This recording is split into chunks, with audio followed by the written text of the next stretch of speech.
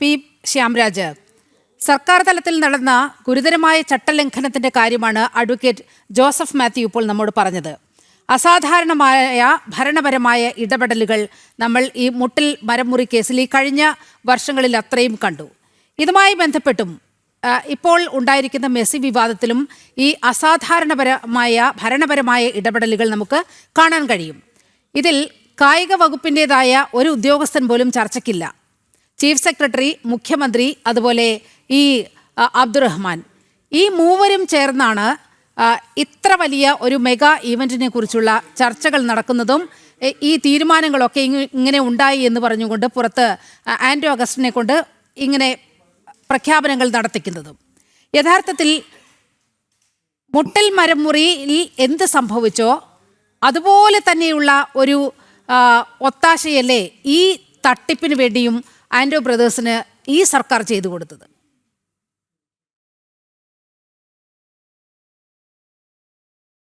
അല്ല, തീർച്ചയായിട്ടും നോക്കൂ, നമ്മൾ ഈ അബ്ദുറഹ്മാൻ എന്ന് പറയുന്ന മന്ത്രിയുടെ പേര് നമ്മൾ ഇതിനു മുമ്പ് എപ്പോഴാണ് കേട്ടിട്ടുള്ളത്? ഒന്ന് ആലോചിച്ച് നോക്കും. ഇപ്പോഴത്തെ ശ്രീ ഹാഷിം വളരെ വലിയ മഹാനായിട്ടൊക്കെ ഇവിടെ ചിത്രീകരിച്ചിട്ടുള്ള അബ്ദുറഹ്മാൻ എന്നുള്ള മന്ത്രിയുടെ പേര് നമ്മൾ കേട്ടിട്ട് പോലുമില്ല ഇതിനു മുമ്പ്.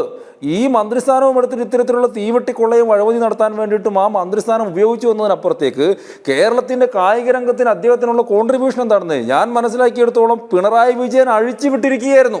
നിങ്ങൾക്ക് ഇഷ്ടമുള്ള രീതിയിലുള്ള അഴിമതി കാണിച്ചോ എന്ന് പറഞ്ഞുകൊണ്ട് അദ്ദേഹത്തിന് തോന്നുന്ന അഴിമതി കാണിക്കുന്നു. ഓരോ വകുപ്പും ഇത്തരത്തിലുള്ള അഴിമതി കാണിക്കാൻ വേണ്ടിയിട്ട് അഴിച്ചു വിട്ടിരിക്കുകയാണ്. ഞാൻ ഒറ്റ കാര്യം മാത്രം ചോദിക്കുന്നത്. ഇപ്പോൾ എനിക്ക് വളരെ ലളിതമായിട്ട് ഇപ്പോൾ ശ്രീ ഹാഷിം അദ്ദേഹത്തോട് എനിക്ക് ഒരു ചോദ്യം മാത്രമാണ് ചോദിക്കാൻ വേണ്ടിയിട്ടുള്ളത്. അങ്ങനെയെങ്കിൽ ഈ അർജന്റീന ഫുട്ബോൾ അസോസിയേഷന് പണം കൊടുത്തു എന്നുള്ള ഒരു രേഖ നിങ്ങളൊന്ന് ഹാജരാക്ക്. കൊല്ലം 2-3 ആയില്ലേ, കുറെ കാലമായിട്ട് കൊണ്ട് പറഞ്ഞിരിക്കുന്നു മെസ്സി ഇപ്പോൾ വരും, മെസ്സി നാളെ വരും, വന്നില്ലെങ്കിൽ മൊത്തം പ്രശ്നമാണ്, മെസ്സിക്കാണ് പ്രശ്നം. ഒന്നും ഒരു സാമാന്യ ബോധം വേണ്ടേ നീരുമ്പോൾ? ഞാൻ അന്നേ എനിക്ക് ചിരി വരുന്നുണ്ട്. ഈ ആൻഡ്രൂ അഗസ്റ്റിൻ്റെയൊക്കെ പ്രസ് മീറ്റ് കാണുമ്പോൾ ഞങ്ങളൊക്കെ അന്നേ ഇരുന്ന് ചിരിക്കുകയാണ്. മെസ്സി വന്നില്ലെങ്കിൽ മെസ്സിക്കാണ് പ്രശ്നം, ഞങ്ങൾ കോടതി കയറ്റും, നഷ്ടം മെസ്സിക്കുള്ളൂ. ഒരു വിവരമില്ലായ്മ പറയുന്നതിനൊക്കെ ഒരു ലിമിറ്റില്ലേ? ഇങ്ങനെ പറഞ്ഞിട്ട് നമ്മൾ പ്രബുദ്ധ മലയാളികളെ പറ്റിക്കാൻ വേണ്ടിയിട്ട് മലയാളികളെ ഇട്ടുകൊടുത്ത ആളാണ് ഈ പിണറായി വിജയൻ, ഈ പറയുന്ന ആൻഡ്രോനെ പോലെയുള്ള പെരുങ്കള്ളന്മാർക്ക്. ഒന്ന് ആലോചിക്കും, മെസ്സി വന്നില്ലെങ്കിൽ മെസ്സിക്കാണ് നഷ്ടം. ഇല്ല, ഞാൻ വരുത്താൻ ഇയാളാര്? മറ്റേ മണിച്ചിത്രത്താഴിലെ മറ്റേ ഇദ്ദേഹത്തിന് തിലകന്റെ ക്യാരക്ടർ പോലെയുള്ള മന്ത്രവാദിയോ ഇങ്ങോട്ട് മന്ത്രവാദം ചെയ്ത് ഇങ്ങോട്ട് ആവാഹിച്ച് കൊണ്ടുവരാൻ വേണ്ടിയിട്ട് ഇങ്ങനെ വെറുതെ, അതായത് നമ്മളുടെയൊക്കെ കോമൺ സെൻസിനെ പരിഹസിക്കുന്ന രീതിയിലും പൊതുമലയാളിയുടെ കോമൺ സെൻസിനെ പരിഹസിക്കുന്ന രീതിയിലുള്ള നടപടികൾ അദ്ദേഹം ചെയ്തിട്ടുള്ളത്. എന്ത് തെളിവാണ്? അതായത് അർജന്റീന ഫുട്ബോൾ അസോസിയേഷന് 136 കോടി രൂപ കൊടുത്തു എന്നുള്ളതിൻ്റെ തെളിവ് കാണിച്ചെടുത്ത പ്രശ്നം ഒരു പരിധിവരെ കഴിയുമെന്ന്. ആ തെളിവ് ഇവരുടെ കയ്യിലില്ല. ഇനി ഫുട്ബോൾ 136 കോടി ഇവർ കൊടുത്തു, ഡോളറിലാണ് കൊടുത്തിട്ടുള്ളത്.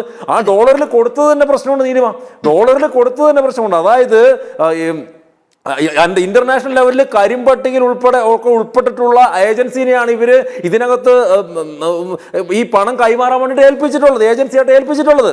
അപ്പൊ അവിടെ തന്നെ പ്രശ്നമുണ്ട്. ഇവിടുന്ന് ഡോളറിൽ അങ്ങോട്ട് കൊടുത്തിട്ടുള്ള പണം ആ 136 കോടി ഉണ്ടെങ്കിൽ തിരിച്ചെങ്ങനെ ഇങ്ങോട്ട് വന്നു? ഫുട്ബോൾ എന്തായാലും മത്സരം നടന്നില്ല എന്നുള്ള കാര്യത്തിൽ ഇവിടെ ഹാഷിമിന് അദ്ദേഹത്തിനും ഒരു സംശയം ഉണ്ടാവില്ലല്ലോ. അങ്ങനെയെങ്കിൽ ആ 136 കോടി എവിടെ പോയി? ആ 136 കോടി എങ്ങനെയാണ് ഇങ്ങോട്ട് വന്നത്? അതുകൊണ്ടാണ് ചോദിക്കുന്നത്, കള്ളപ്പണം വെളുപ്പിക്കാൻ വേണ്ടിയുള്ള ഇവരുടെ ഒരു തന്ത്രമായിരുന്നില്ലേ എന്ന് ചോദിക്കുന്നത്. പിന്നെ ഒരു കാര്യം കൂടി ഞാൻ പറയാം. ഇപ്പൊ സർക്കാരിന് എന്താണ് നഷ്ടം എന്നിവിടെ ചോദിക്കേണ്ടത്? സർക്കാരിന് എന്താ നഷ്ടം? മന്ത്രി പുങ്കവനും അതോടൊപ്പം തന്നെ മന്ത്രിയുടെ സഹചാരിമാരും എല്ലാം കൂടെ പോയി സ്പെയിനിൽ 10-14 ലക്ഷം രൂപയാണ് നഷ്ടം വന്നത്. എന്തിനോ വേണ്ടിയിട്ട്. അതുകൊണ്ട് സ്പോർട്സ് രംഗത്തിനുണ്ടായിട്ടുള്ള ഗുണം എന്താ? അദ്ദേഹം ലാലിഗയോ അദ്ദേഹം എന്തൊക്കെയോ ക്ലബ്ബുകളും ടൂർണമെന്റൊക്കെ പറയുന്നപ്പോൾ ഞാൻ വിചാരിച്ചു നമ്മളേതോ ലാറ്റിൻ അമേരിക്കൻ രാജ്യത്തിരുന്ന ചർച്ച നടത്തുന്നത്. ഒന്ന് ആലോചിക്ക്, എവിടെ ഇരുന്നിട്ടാണ് നമ്മൾ ചർച്ച നടത്തുന്നത്? സ്പോർട്സിലെ ഹോസ്റ്റലിലെ കുട്ടികൾക്ക് മുട്ടയും പാലും ഇല്ലാത്തതുകൊണ്ട് സമരം ചെയ്യേണ്ട ഗതികേടുണ്ടായ കേരളത്തിലിരുന്ന് ആ അബ്ദുറഹ്മാന്റെ കാലഘട്ടത്തെ കുറിച്ചിട്ട് ചർച്ച ചെയ്യുമ്പോഴത്തേക്ക് പറയാം കേരളത്തെ എന്തോ ലാറ്റിൻ അമേരിക്കൻ ക്ലബ്ബുകൾ പോലെ ഇങ്ങോട്ട് ആക്കി മാറ്റാൻ വേണ്ടി അബ്ദുറഹ്മാൻ ശ്രമിച്ചു. എന്തൊക്കെയാണ് പറഞ്ഞുകൊണ്ടിരിക്കുന്നത്? കേരളത്തിലെ സ്പോർട്സ് ഹോസ്റ്റലിലെ കുട്ടികൾ സമരം ചെയ്തു എന്ന് ഓർമ്മയില്ലേ? കായിക താരങ്ങൾ അവർക്ക് ജോലി കൊടുക്കാത്തതിന്റെ പേരിൽ, സ്പോർട്സ് കോട്ടയിൽ ജോലി കൊടുക്കാത്തതിന്റെ പേരിൽ സെക്രട്ടേറിയറ്റ് മുമ്പിൽ ശയന പ്രദക്ഷിണം നടത്തി. അപ്പോൾ ഈ അബ്ദുറഹ്മാൻ ഫ്ലൈറ്റും പിടിച്ചിട്ട് സ്പെയിനിൽ പോകുമ്പോൾ ഇവിടുത്തെ നമ്മുടെ കായിക താരങ്ങൾ സെക്രട്ടേറിയറ്റ് മുമ്പിൽ ശയന പ്രദക്ഷിണം നടക്കുമായിരുന്നു.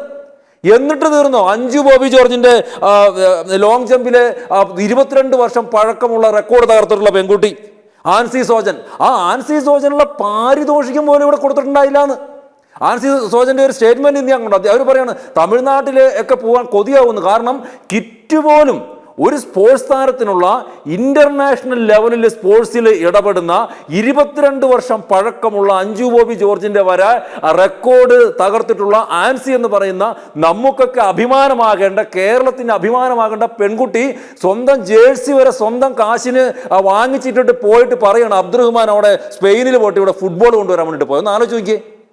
കേരളത്തിലെ സ്പോർട്സ് സംവിധാനങ്ങളെ തകർത്ത് കളഞ്ഞില്ല. ഇപ്പൊ എന്താ അവസ്ഥ?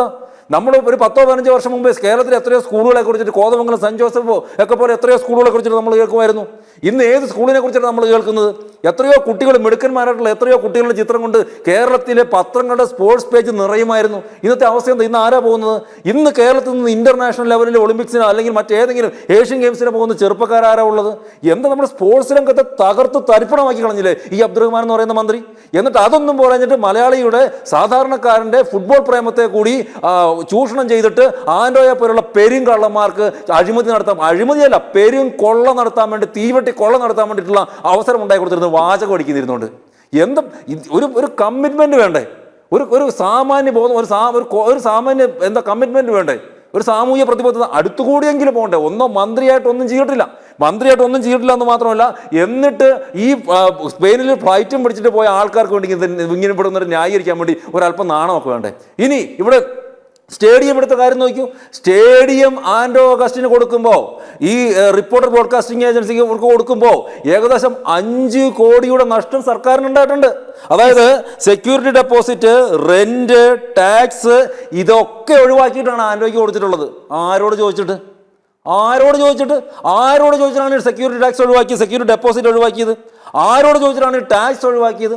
ആരോട് ചോദിച്ചിട്ടാണ് ഈ റെന്റ് ഒഴിവാക്കിയത്? എന്തിനാ സർക്കാരിന് കിട്ടേണ്ട 5 കോടി രൂപ വേണ്ട എന്ന് പിണറായി സർക്കാർ പറഞ്ഞത്? എന്തിനാ സർക്കാർ കിട്ടേണ്ട 5 കോടി വേണ്ട എന്ന് അബ്ദുറഹ്മാൻ പറഞ്ഞത്? ആ 5 കോടിയുടെ എത്ര കോടിയാണ് അബ്ദുറഹ്മാന്റെ പോക്കറ്റിലോട്ട് പോയത്? അതിൻ്റെ ഒരംശമെങ്കിലും, അധികമൊന്നും വേണ്ട, ഞാൻ പറഞ്ഞ അധികമൊന്നും വേണ്ട, അതിൻ്റെ ഒരു അംശമെങ്കിലും കമ്മിറ്റ്മെന്റോ പ്രതിബദ്ധതയോ നമ്മുടെ നാട്ടിലെ സമരം ചെയ്യുന്ന ഭാവിയുടെ വാഗ്ദാനങ്ങളായിട്ടുള്ള കൊച്ചു കുട്ടികൾക്ക് ഭക്ഷണം മേടിച്ചു കൊടുക്കാൻ വേണ്ടി ഇയാൾ ചെലവാക്കണ്ടേ? നമ്മുടെ നാട്ടിലെ ലോകത്തിലെ ഒളിമ്പിക്സിന് പ്രതീക്ഷയാവേണ്ട ആൻസിയെ പോലെയുള്ള നിരവധി, ഞാൻ ഒരാളുടെ പേര് മാത്രമേ പറഞ്ഞേ ഉള്ളൂ, അത്തരം നിരവധി ചെറുപ്പക്കാർക്ക് ഒരു സ്പോർട്സ് കിറ്റ്, അവർ പറയുകയാണ് ഞങ്ങൾക്കൊരു സ്പോർട്സ് കിറ്റ് പോലും കിട്ടുന്നില്ല. പോട്ടെ, ഇപ്പൊ ഹരിയാനയെ പോലെയുള്ള സ്റ്റേറ്റുകൾ, ഡൽഹിയെ പോലുള്ള സ്റ്റേറ്റുകൾ കായിക താരങ്ങൾക്ക് അത്രമാത്രം കോടികളുടെ പണം കൊടുക്കുമ്പോൾ ഒരു 10 രൂപ കൊണ്ടുപോയിട്ട് കൊടുക്കേണ്ട ഒരു പാരിതോഷികം എന്നുള്ള രീതിയിൽ, അല്ലെങ്കിൽ നാട്ടിൻ പുറത്തെ പഞ്ചായത്തിൽ ഏതെങ്കിലും ഒരു ഓഡിറ്റോറിയം വാടകയ്ക്ക് എടുത്തിട്ട് അവരെ ഒന്ന് ആദരിക്കണ്ടേ? അതുപോലും ഈ അബ്ദുറഹ്മാൻ ചെയ്തിട്ടില്ല. ആ കാലഘട്ടത്തിൽ കേരളത്തിന്റെ സ്പോർട്സ് രംഗത്തെ മൊത്തം തുലച്ചു കളഞ്ഞു. എന്നിട്ട് അദ്ദേഹത്തിന് കൊണ്ട് ഇവിടുന്ന് ന്യായം പറയുന്നത്. അപ്പൊ ഇതിനകത്ത് ന്യായമൊന്നുമില്ല. കേരളത്തിന്റെ സ്പോർട്സ് രംഗത്തെ, കേരളത്തിന്റെ മുഴുവൻ ഇത്തരത്തിലുള്ള ചൂഷണം ചെയ്ത് കൊള്ള ചെയ്തൊരു മന്ത്രി തന്നെയാണ്. ഇവരുടെ കയ്യിൽ എന്തെങ്കിലും തെളിവുണ്ടെങ്കിൽ ഒരു തെളിവ് കൊണ്ടുവരട്ടെ. ഈ 136 കോടി അവിടെ കൊടുത്തേക്ക് കൊണ്ടുപോയി എവിടെ? അതിന് തെളിവ് കൊണ്ട് കാണിക്കട്ടെ. ഒരു തെളിവില്ലല്ലോ ഇവരുടെ കയ്യിൽ. തിരിച്ചു വന്നു, എങ്ങനെ വന്നു കാണിക്കട്ടെ. തെളിവുണ്ടോ? തെളിവില്ലല്ലോ ഇവരുടെ കയ്യിൽ. ഒരു തെളിവുമില്ല, ഒരു സംവിധാനങ്ങളുമില്ല. എന്നിട്ട് പറയണം എല്ലാ തെളിവും ഞങ്ങളുടെ കയ്യിലുണ്ട്. ഏതാ രേഖ? കൈരേഖ. അതിനപ്പുറത്തേക്ക് ഒരു തെളിവുമില്ല.